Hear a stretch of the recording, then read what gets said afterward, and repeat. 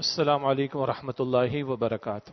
الحمد للہ نحمده ونستعینه ونستغفره ونؤمن به ونتوکل علیہ ونعوذ باللہ من شرور انفسنا ومن سیئات اعمالنا من يهده الله فلا مضل له ومن يضلل فلا هادي له واشهد ان لا اله الا الله وحده لا شريك له واشهد ان محمدا عبده ورسوله صلی اللہ علیہ وعلى آلہ واصحابہ وبارک وسلم تسلیما کثیرا اما بعد فاعوذ باللہ من الشیطان الرجیم بسم اللہ الرحمن الرحیم وَاعْبُدُوا اللَّهَ وَلَا تُشْرِكُوا بِهِ شَيْئًا وَبِالْوَالِدَيْنِ إِحْسَانًا وَبِذِي الْقُرْبَى وَالْيَتَامَى وَالْمَسَاكِينِ وَالْجَارِ ذِي الْقُرْبَى والجار ذي القربى والجار الجنب والصاحب بالجنب وابن السبيل وما ملكت أيمانكم إن الله لا يحب من كان مختالا فخورا صدق الله العظيم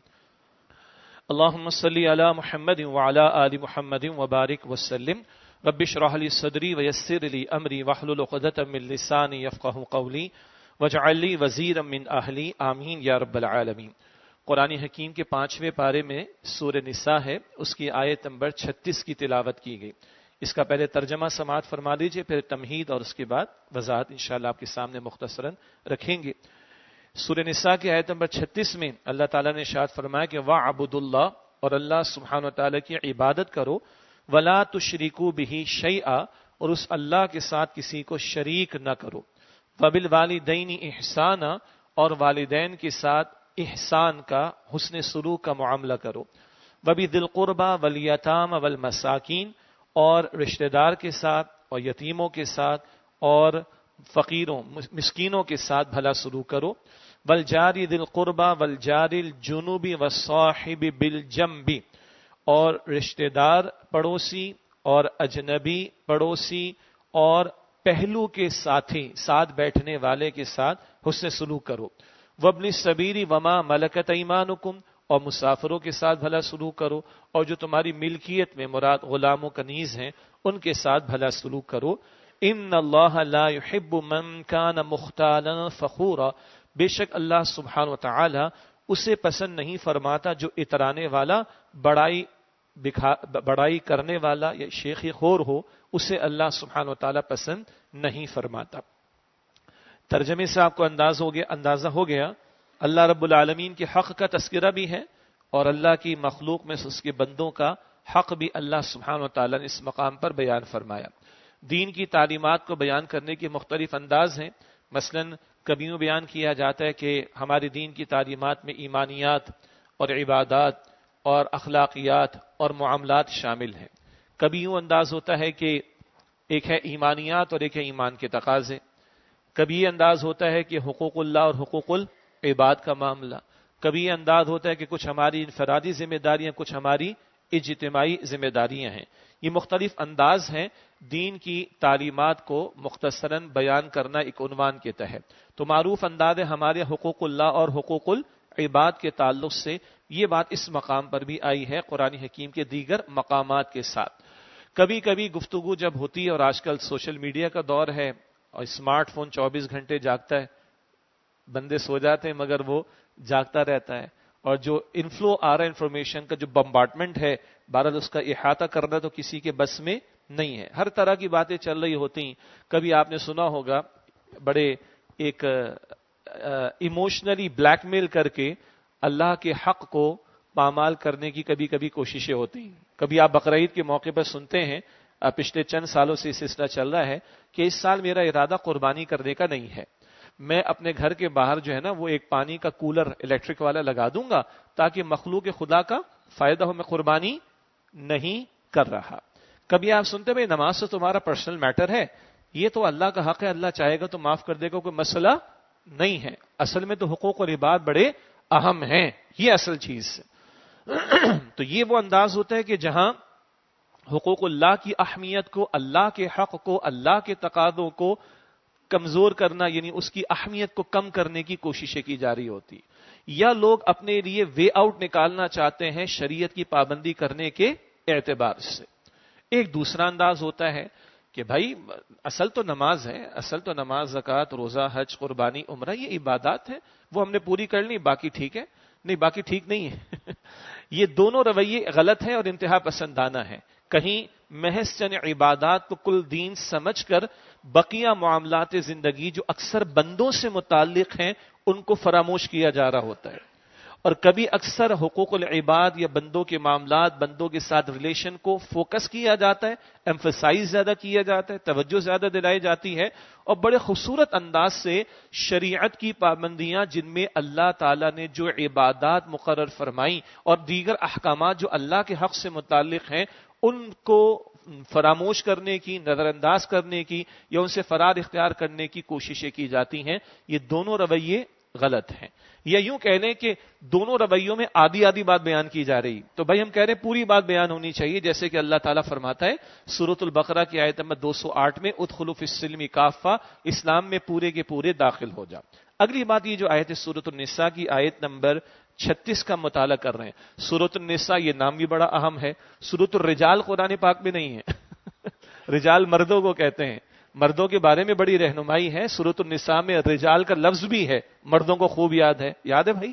سورہ نساء آیت نمبر 34، الرجال قوامون علی النساء، مرد عورتوں پر کیا ہیں؟ قوام ہے. کتنے ہیں وہ ہر شخص اپنا جائزہ لے سکتا ہے، عقل مند کے لیے اشارہ کافی ہے. لیکن بہرحال سورت کا نام النساء ہے اور اس کی ابتدا میں عورتوں سے متعلق بھی ان کے حقوق کو ادا کرنے کی توجہ دلائی گئی ہے، خواہ وہ وراثت میں ان کا حصہ ہو یا ان کا مہر ادا کرنے کا معاملہ ہو، ان کے ساتھ حسن سلوک، یہ ہدایات بھی ہیں. پھر اسی سورۃ النساء کی ابتدائی آیات اگر ہم آیت نمبر 43 تک دیکھیں، 43 تک، تو شریعت کے کچھ احکامات بھی ہیں. بعد میں چل کر تیمم کا تذکرہ بھی آتا ہے اور نماز سے متعلق بھی رہنمائی آتی ہے.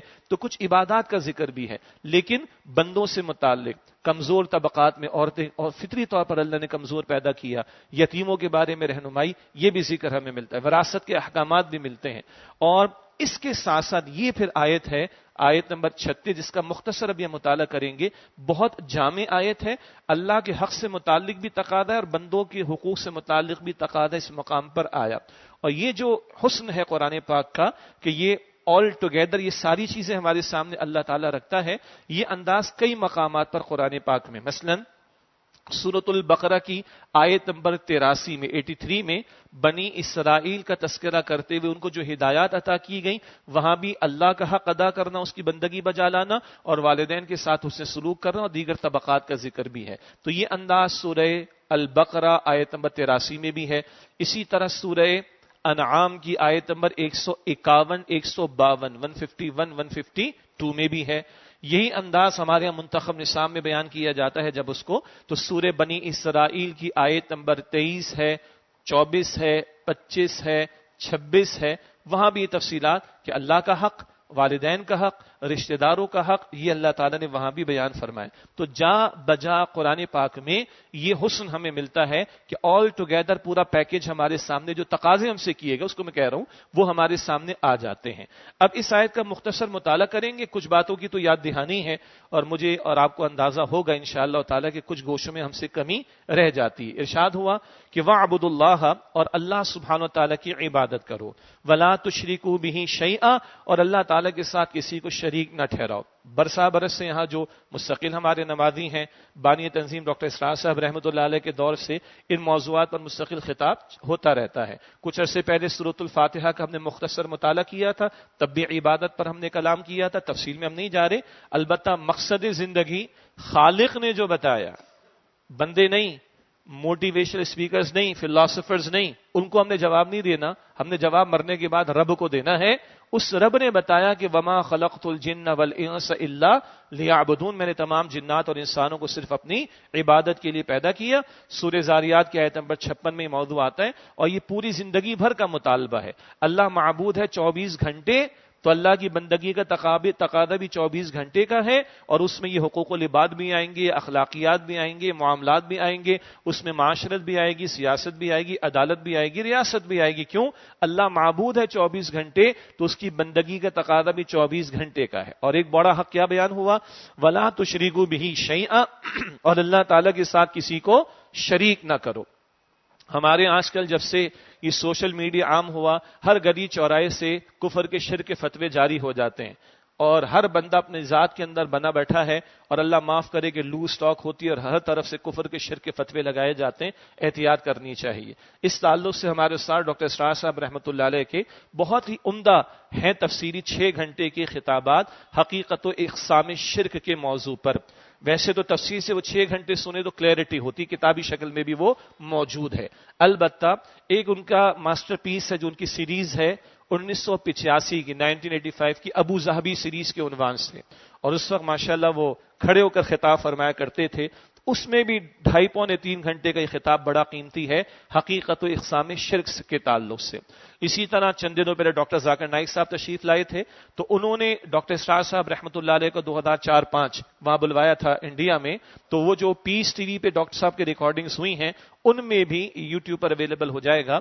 حقیقت و اقسام شرک کا موضوع ہمیں ملے گا۔ جب ہم سنتے ہیں تو سچی بات ہے کہ عام طور پر فائرنگ کا رخ دوسروں کی طرف ہوتا ہے، ذرا کچھ مزاج بن جائے نا، کچھ فوراً ورڈک جاری کرنے کا، تو کفر اور شرک سے تو کم کی بات ہمارے بعض لوگ کرتے ہی نہیں، لیکن جب اس کا پورا مطالعہ کر لیتے ہیں تو دوسروں کے مقابلے میں اپنی فکر زیادہ ہو جاتی ہے۔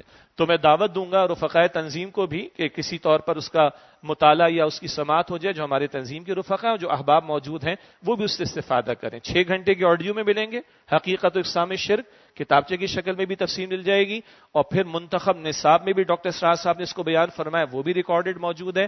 اسی طرح ابو ظہبی کی سیریز کا بھی ریکارڈڈ موجود ہے ویڈیو میں، اور پیس ٹی وی پر جو ڈاکٹر صاحب نے بمبئی میں خطابات کیے تھے اور دیگر علاقوں میں، اس میں بھی یہ ٹاپک موجود ہے۔ یہاں تفصیل کا موقع نہیں ہے۔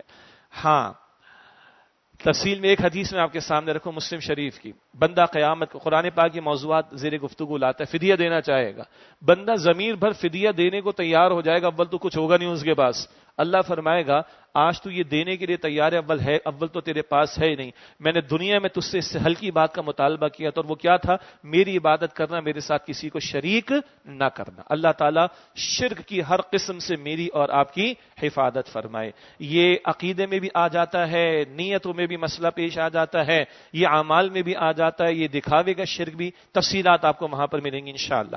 اللہ کے حق کے فوراً بعد اللہ تعالیٰ فرما رہا ہے وَبِالْوَالِدَيْنِ احسانا، اور والدین کے ساتھ احسان کا معاملہ کرو۔ احسان اپنی جگہ ایک بڑی اہم اصطلاح ہے، جو حدیث جبرائیل میں اللہ کے نبی علیہ السلام کا جو مکالمہ جبریل امین کے ساتھ علیہ السلام، وہاں یہ تفصیل آتی ہے، وہ تو ایک پورا تصور ہے، ان تعبد اللہ کأنک تراہ فإن لم تکن تراہ فإنہ یراک، اللہ کی بندگی ایسے کرو گویا تم اس سے دیکھ رہے ہو، اور اگر یہ یقینی تو یہ تو احساس رکھو کہ اللہ تمہیں دیکھ رہا ہے۔ یہ 24 گھنٹے کا معاملہ ہے۔ حد یہ ہے کہ حدیث میں آیا بکری بھی ذبح کرو تو حسن کے ساتھ، احسان کے ساتھ۔ عجیب بات، قاتل کو قتل کرے جلاد تو تلوار کی دھار تیز ہو، یا اب جو بھی ذرائع ہوں، تلوار کی دھار تیز ہو، اس کا ہاتھ مضبوط ہو تاکہ اس کو تکلیف کم سے کم ہو۔ کس کو؟ قاتل کو۔ ہاں، اللہ اکبر، بکری بھی ذبح کرو، ہاتھ مضبوط، چھری تیز، کھلا پلا کر تڑپتے جانور کے سامنے ذبح نہ کرو، ذبح کر تو ٹھنڈا ہونے تو پھر کھال اتارو۔ جانور کے بارے میں بھی حسن اختیار کرنے کی تعلیم، اور یہ دعا ہر نماز کے بعد ہم مانگتے ہیں، اللہم اعنی علی ذکرک و شکرک و حسن عبادت۔ وہ حسن یہ اپنی جگہ ایک تفصیل ہے، البتہ یہاں عموم کے اعتبار سے وبالوالدین احسان، اور والدین کے ساتھ حسن سلوک کا معاملہ کرو۔ یہ موضوع بھی ہمارے ہاں منتخب نصاب میں بھی بیان ہوتا ہے، جو سلیکٹڈ مقامات کا بانی تنظیم اسلامی ڈاکٹر اسرار صاحب نے اکثر دروس اس کے دیے، اور ہمارے تنظیم اسلامی کے زیر اہتمام قرآن اکیڈمیز کے زیر اہتمام جہاں دروس قرآن کے حلقے قائم ہے، اس میں اس کو بیان بھی کیا جاتا ہے۔ تو سورہ بنی اسرائیل میں یہ موضوع اپنی کلائمیکس پر ہمیں ملتا ہے، سورہ بنی اسرائیل کی آیت نمبر 23، 24 اور 25 میں، وہیں پہ وہ بات ہے، اما یبلغن عندک الکبر احدہما او کلاہما فلا تقل لهما اف ولا تنهرهما وقل لهما قولا کریما واخفض لهما جناح الذل من الرحمہ وقل رب ارحمهما كما ربیانی صغیرا۔ ایک یا دونوں بڑھاپے کو پہنچ جائیں، اف بھی نہ کہنا، اف کی تفصیل میں جانے کا موقع نہیں، نہ ان کو جھڑکنا، اور نرمی سے بات کرنا، اور اپنے کندھوں کو شفقت اور عاجزی سے ان کے سامنے جھکا کر رکھنا۔ یہ سارا کرنے کے بعد بھی حق ادا نہیں ہو سکتا۔ اب اللہ سے دعا کرنا، رب ارحمہما کما ربیانی صغیرا، اے میرے دونوں ماں باپ پر رحم فرما، اس طرح کہ جب میں چھوٹا تھا تو شفقت کے ساتھ انہوں نے میری پرورش کی تھی۔ یہ اسلام کا ورژن ہے ماں باپ کے بارے میں۔ ایک اس بے خدا تہذیب کا ورژن ہے کہ ماں باپ کو گھروں سے باہر نکال دو، اولڈ ہاؤسز میں لے جا کر پھینک دو، اور سال میں ایک نمائشی طور پر آرٹیفیشلی ایک مدرز ڈے فادرز ڈے منا کر ان کا حق ادا کرنے کے لیے اپنے آپ کو محدود کر دو، ڈوب مرنے کا مقام۔ اور آج ہی اثرات ہمارے معاشرے کے اندر، انا للہ و انا الیہ راجعون۔ اور کم و بیش 4 یا 5 مرتبہ اللہ تعالیٰ نے، کم از کم 4 یا 5 مرتبہ اللہ تعالیٰ نے اپنے حق کے فوراً بعد ماں باپ کے حق کو بیان کیا۔ مولانا امین اصلاحی صاحب نے اس پر بڑی زبردست بات لکھی، کچھ اور مفسرین نے بھی۔ اللہ خالق ہے نا، لیکن ہماری تخلیق کا ذریعہ بنے کون؟ ظاہر میں ماں باپ، یہ مشترک بات ہے، لیکن اللہ ہے، خالق وہ ہے، ہماری ولادت کا تخلیق کا ظاہری سبب بنے وہ ہمارے والدین بنے۔ رازق کون ہے؟ اللہ، لیکن مجھے ملا کس کے ذریعے؟ میرے ماں باپ کے ذریعے سے۔ محافظ کون ہے؟ اللہ سبحانہ و تعالیٰ۔ وہ جانور کا بچہ، بکری کا بچہ پیدا ہوتا ہے، چند گھنٹوں بعد ٹانگیں اس کی سیدھی کھڑی ہو جاتی، کھڑا ہو جاتا ہے۔ انسان کا بچہ چند مہینے لیٹا ہی رہتا ہے۔ کس نے کھپایا تھا اپنے آپ کو؟ یہ ماں باپ نے کھپایا تھا۔ اور وہ جو ماں 7، 8، 9 مہینے حالت حمل میں لیے پھرتی رہی، اللہ اس کا ذکر کرتا ہے قرآن پاک میں۔ وہ جو باپ نے اپنا پیٹ کاٹ کر کسی ریٹرن کی توقع بغیر اپنے آپ کو کھپایا ہمارے اوپر، ذرا غور تو کرے۔ ہاں، رازق اللہ، یہ ذریعہ پہنچنے کا میرے ماں باپ، محافظ اللہ، یہ ذریعہ میری حفاظت کا میرے ماں باپ بنے۔ اور اخری بات یہ ہے، اکثر بندے اللہ کی ناشکری کرتے ہیں، اور یہ شیطان نے اعلان کیا تھا اللہ کے سامنے، ان میں سے تو اکثر کو شکر گزار نہیں پائے گا۔ اکثر بندے اللہ کی ناشکری کرتے ہیں، اور یہی معاملہ ہوتا ہے ماں باپ کے بارے میں اولاد کی جانب سے کہ وہ اکثر شکر گزار نہیں ہوتے۔ اللہ ہمارے حال پر رحم کرے۔ باقی تفصیلی موضوع میں آگے نہیں جا رہا، لیکن بہرحال حدیث میں اللہ کے رسول نے کلیئر کٹ فرما دی، تمہاری جنت بھی ہے اور یہ تمہاری جہنم بھی ہے۔ ان کی خدمت تمہیں جنت لے جا سکتی ہے، اور ان کی ناراضگی تمہیں جہنم کی طرف لے جا سکتی ہے۔ اللہ ہمارے والدین جن کا انتقال ہو گیا ان کے درجات بلند کرے، ہمیں صدقہ جاریہ بنائے، اور جن کی زندہ قدر کریں۔ بھائی، ہمارے استاد ڈاکٹر اسرار صاحب کہتے تھے رحمۃ اللہ علیہ، اللہ کا گھر دیکھو تو ثواب ہے، اور ماں باپ کو دیکھو تو پیغمبر نے فرمایا علیہ السلام محبت سے دیکھو تو ایک حج کا ثواب۔ پیر کے دیکھنے پر یہ بات نہیں ہے، استاد کے دیکھنے پر اجر ہے، انشاءاللہ ادب پر اجر ہے، اس کی نفی نہیں، مگر یہ ماں باپ کے بارے میں آیا ہے۔ اللہ کا گھر دیکھو تو اجر ہے، اور ماں باپ کا دیدار کرو تو ایک مقبول حج کا ثواب۔ اللہ اکبر کبیر۔ اللہ قدر کرنے کی توفیق عطا فرمائے۔ یہ تہذیبوں کا تصادم دیکھ رہے ہیں نا، یہ قرآنک ورژن ہے، یہ دین کا ورژن ہے ماں باپ کے بارے میں، اور وہ اس بے خدا تہذیب کا ورژن ہے کہ اٹھا کے ماں باپ کو اولڈ ہاؤسز میں پھینک دو اور ان کو بوجھ سمجھو، اور 18 سال سے پہلے کی بات ہو تو 911 کو فون کر کے ماں باپ کی کمپلین دکھواؤ پولیس والوں کو۔ انا للہ و انا الیہ راجعون۔ بہرحال یہ پہلی لسٹ میں حقوق العباد کے ذیل میں وبالوالدین احسانا، فرمایا کہ والدین کے ساتھ احسان کا معاملہ کرو۔ آگے ایک اور لسٹ ہے وبذی القربی، اور رشتہ داروں کے ساتھ بھلا سلوک کرو۔ یہ اپنی جگہ بڑا موضوع ہے، ایک مرتبہ اس پر کچھ کلام کرنے کے لیے کچھ تیاری کی، بڑی عجیب اور خوبصورت احادیث سامنے آئیں۔ ایک حدیث میں ذکر آتا ہے اللہ تعالیٰ ایک بستی والوں کو، یہ قوم کے لوگوں کو خوب دیتا ہے، اولاد بھی دیتا ہے، جانور بھی دیتا ہے، کھیتیاں بھی دیتا ہے۔ جس زمانے میں حضور موجود تھے اسی تناظر میں آج آپ کہہ لیں گاڑیاں بھی دیتا ہے، جائیدادیں بھی، سب کچھ دیتا ہے۔ حالانکہ ان کے کرتوت ایسے ہوتے ہیں کہ اللہ ویسے نگاہ رحمت نہ ڈالے، تو کیوں دیتا ہے پھر اللہ؟ اس لیے کہ وہ صلہ رحمی کرتے ہیں، رشتہ داروں کے ساتھ بھلا سلوک کرتے ہیں، اور یہ نقد ہے دنیا میں، آخرت میں کچھ نہیں پھر ایسے لوگوں کے لیے۔ تو حدیث میں یہ بھی آیا جس نیکی کا اجر اللہ جلد اور فوراً دیتا ہے وہ صلہ رحمی۔ اللہ اکبر کبیر۔ اور جن گناہوں کی سزا جلد اللہ دیتا ان میں قطع رحمی بھی شامل۔ یہ اپنی جگہ بڑا موضوع ہے۔ ہم الرحمن لفظ اللہ کا صفاتی نام پڑھتے ہیں، حضور فرماتے ہیں یہ رحمی رشتے بھی ہم کہتے ہیں نا، یہ رحم کا لفظ رحمان سے بنا ہے، اللہ کے رسول فرما رہے ہیں، اور یہ حدیث قدسی ہے۔ اور اللہ فرما رہے ہیں جو اسے جوڑے گا میں اسے جوڑوں گا، جو اسے توڑے گا میں اسے توڑ کر رکھ دوں گا۔ اچھا، کچھ تو ہمارے وہ قریبی ہیں جو ہیں ہمارے زیر کفالت، مسئلے کی حد تک عرض کر رہا ہوں، سوشل ویلفیئر کی بات ہوتی ہے، خدمت خلق کی بات، آپ اسلام کی ہمارے دین کی خوبی دیکھیے۔ میں اپنے ماں باپ کو زکات نہیں دے سکتا، میں اپنے دادا دادی کو زکات نہیں دے سکتا، میں اپنے نانا نانی کو زکات نہیں دے سکتا، میں اپنی بیوی کو زکات نہیں دے سکتا، میں اپنی اولاد کو زکات نہیں دے سکتا، اولاد کی اولاد کو زکات نہیں دے سکتا۔ اگر ان کی کفالت میرے ذمہ آ گئی تو میں نے کرنا ہی کرنا ہے۔ مجھے بتائیے اور کس سوشل ویلفیئر کی بات کریں گے؟ ایک تو یہ امیڈیٹ آ گئے، اب ہے میرے بہن بھائی ہو سکتے ہیں، قریبی اعزہ ہو سکتے ہیں، رشتہ دار، تو اللہ کے رسول علیہ السلام نے فرمایا کہ اپنے رشتہ داروں کو دینے اور ان کے کام آنے، اس کا دوہرا اجر اللہ عطا فرماتا ہے، ایک دینے کا اجر اور ایک صلہ رحمی کا ثواب جو ہے وہ اللہ تعالیٰ مزید اس پر عطا فرماتا ہے. پھر یہ جو ہم جس کو کہتے ہیں محرم رشتہ دار، یہ کیا ہے آخر؟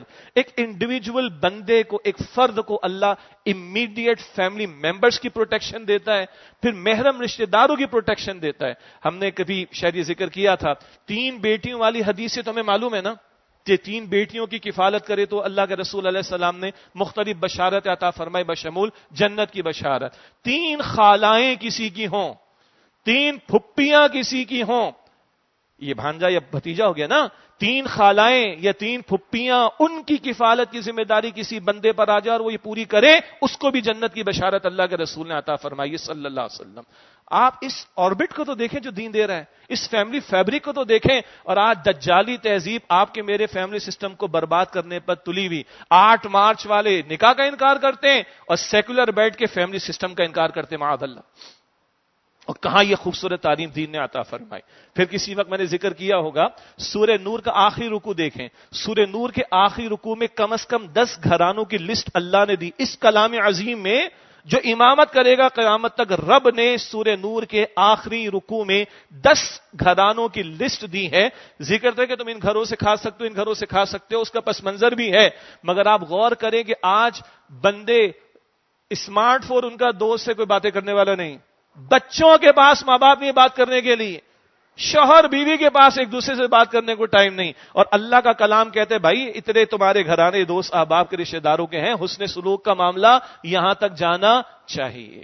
اللہ اکبر کبیرہ، یہ اللہ کے دین کی تعلیم ہے. بہرحال فرمایا کہ وبی ذل قربا، اور رشتہ داروں کے ساتھ حسن سلوک کا معاملہ کرو، والیتاما، اور یتیموں کے ساتھ. سبحان اللہ، حضور علیہ السلام خود یتیمی کی حالت میں رہے نا. ان سے بڑھ کر کس نے جانا ہوگا کہ یتیم پر کیا گزرتی؟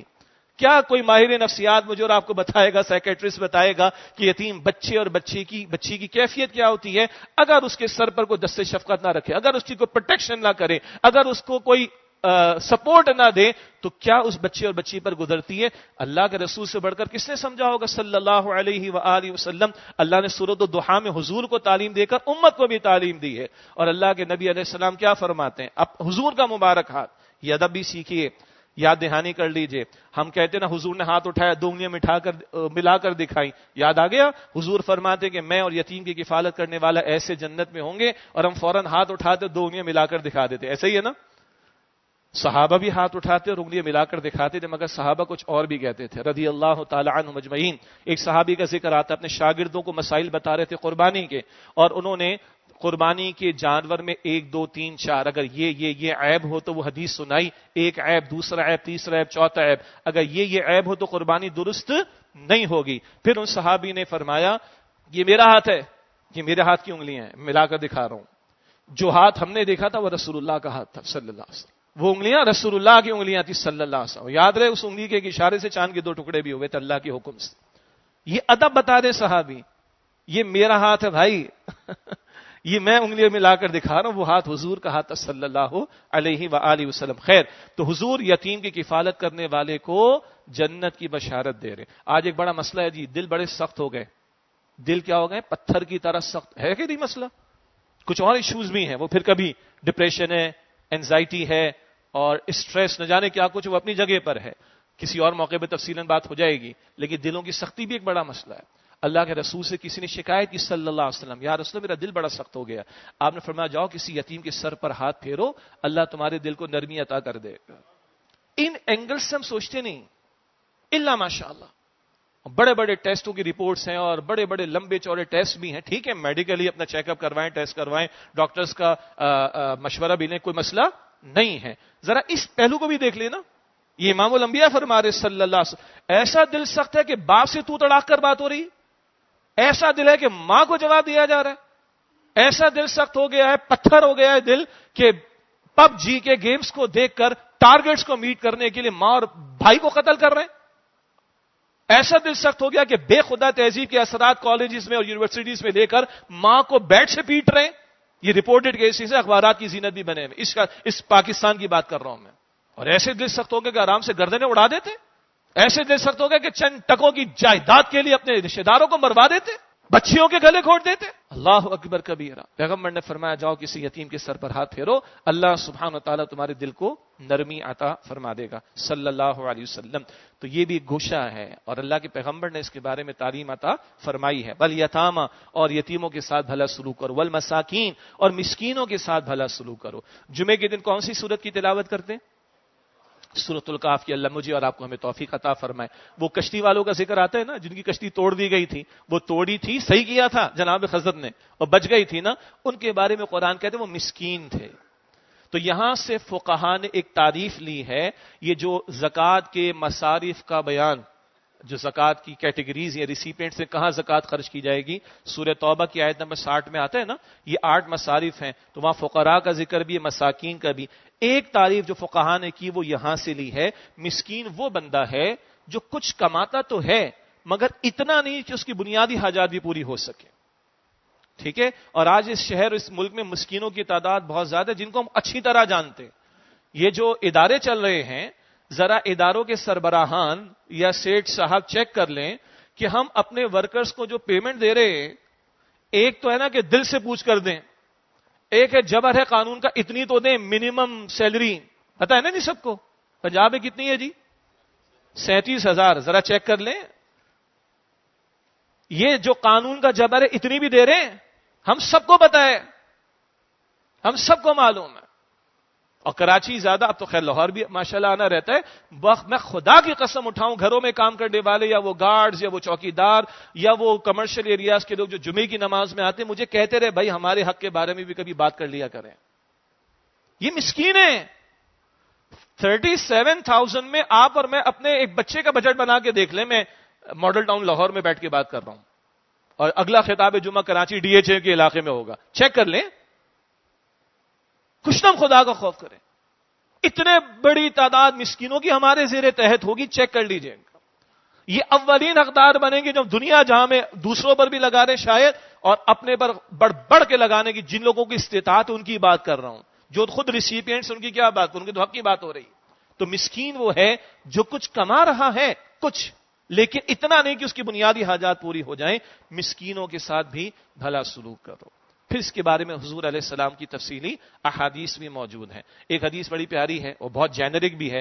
هل تنصرون وترزقون الا بضعفائکم, تمہیں مدد دی جاتی ہے اور تمہیں رزق دیا جاتا ہے, تمہاری نصرت کی جاتی ہے, تمہیں رزق دیا جاتا ہے الا بضعفائکم, تمہارے کمزوروں کی وجہ سے. اب یہ کمزور بہت سارے ہو سکتے ہیں, گھر میں بھی ہو سکتا ہے کوئی بوڑھا ہے, کسی کے والد ہیں, کسی کے دادا ہے, کسی کے سسر ہے, کمزور ہے. عورت ذات فطری طور پر کمزور ہے, چھوٹے بچے کمزور ہیں, ملازمین مالی طور پر کمزور ہیں, پیشے کے اعتبار سے کوئی ارننگ کے اعتبار سے کمزور. یہ بہت بڑی کیٹیگری ہے. ان کمزوروں کی وجہ سے تمہیں رزق دیا جاتا, تمہاری نصرت کی جاتی ہے. آگے فرمایا کہ والجار ذی القربى والجار الجنوبی والصاحب بالجنب, اور رشتہ دار پڑوسی کے ساتھ بھلا سلوک کرو, اور اجنبی پڑوسی کے ساتھ بھلا سلوک کرو, اور پہلو کے ساتھ, ساتھ بیٹھنے والے کے ساتھ بھلا سلوک کرو.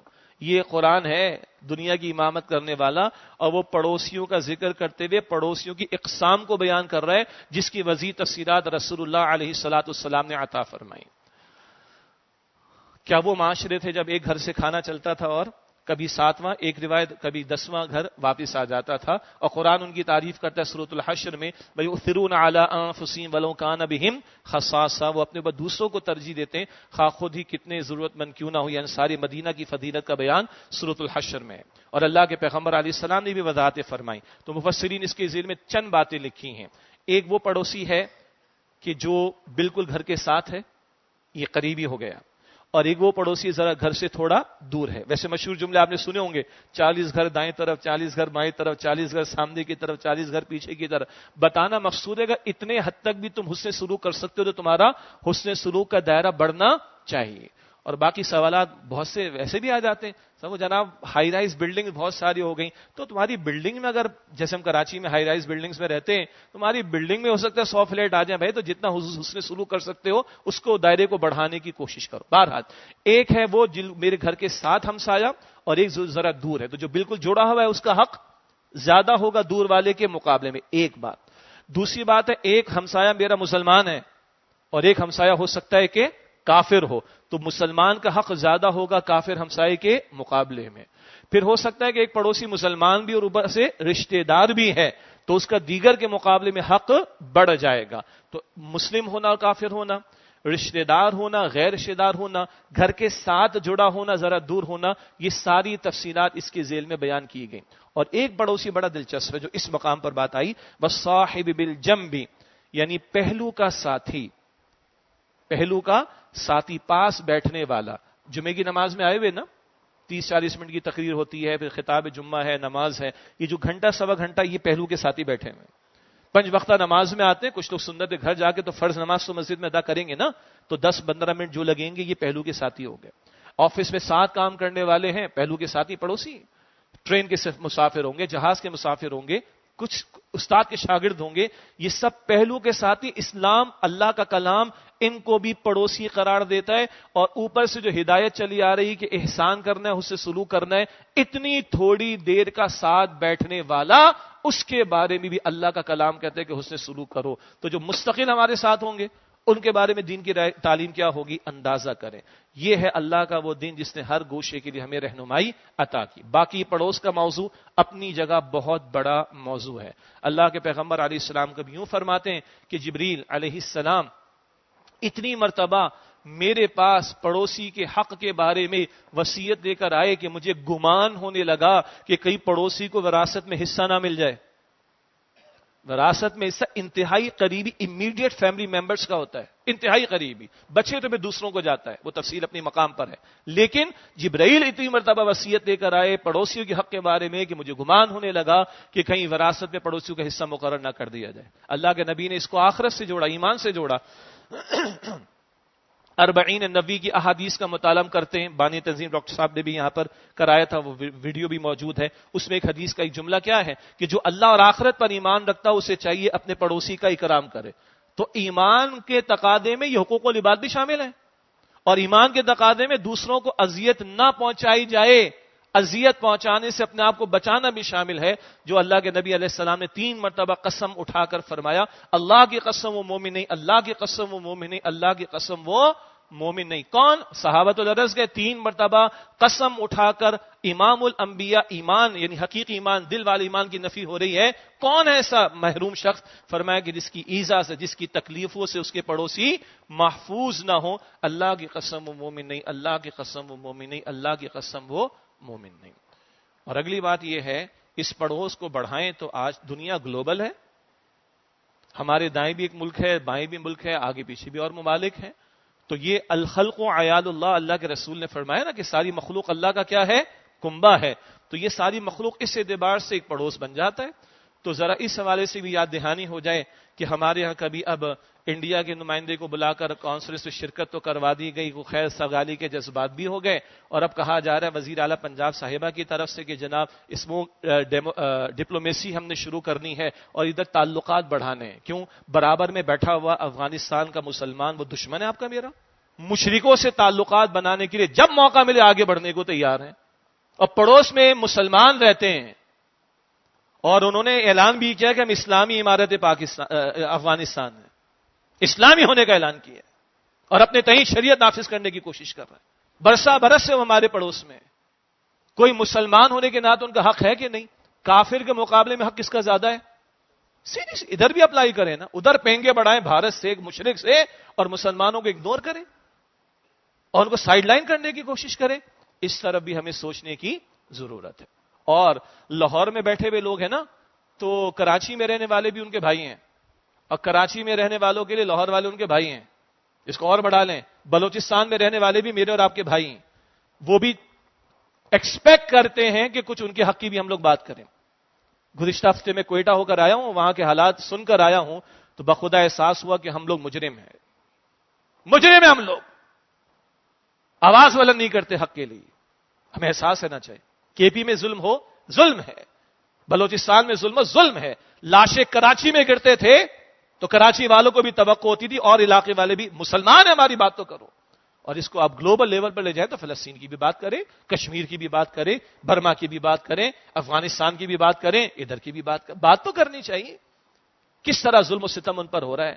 ہاں ایک طرف ملک کے حالات اور دیگرگو ہو رہے ہیں اور ہماری فورسز کے افراد پر جو کارروائیاں کر کے ان کو مارا جا رہا ہے یا شہید کیا جا رہا ہے، بھلا ہم کنڈیم کرتے ہیں، لیکن سوچنے کی بات ہے ایک دم سے یہ سارا فتنہ دوبارہ کیوں کھڑا ہو گیا؟ اور دوسری طرف ہم نے اپنے لوگوں کے ساتھ ظلم تو کیا ہے نا، وہ نفرتوں کے بیج ہم نے بوئے ہیں، بڑے حلقوں سے یا گوشوں سے بات آ رہی، ان کو سینے سے لگانے کی ضرورت ہے۔ وہاں کے لوگوں نے کہا جو مجرم ہیں آپ قانونی سطح پر کارروائی کریں، ہم خود آپ کے ساتھ کھڑے ہوں گے ان کے خلاف عدالتی کارروائی کے اندر۔ یہ وہاں کے لوگ کہہ رہے ہیں، مگر ہمارا باپ اس کا پتہ نہیں، ہمارا بیٹا اس کا پتہ نہیں، ہمارا بھائی اس کا پتہ نہیں ہے۔ ہر سال میں کوئٹہ جا تو پریس کلب کے بعد 300 تصویریں وہاں پر رکھی ہوتی ہیں، وہ کہتے ہیں ہماری دعا تو کر دیجئے، ہمارے لیے کوئی بات تو کر دیجئے۔ تو بھائی یہ سب پڑوس کو اگر آپ پھیلائیں گے تو خنجر کسی پر چلے، تڑپتے ہیں ہم امیر، سارے جہاں کا درد ہمارے جگر میں ہے۔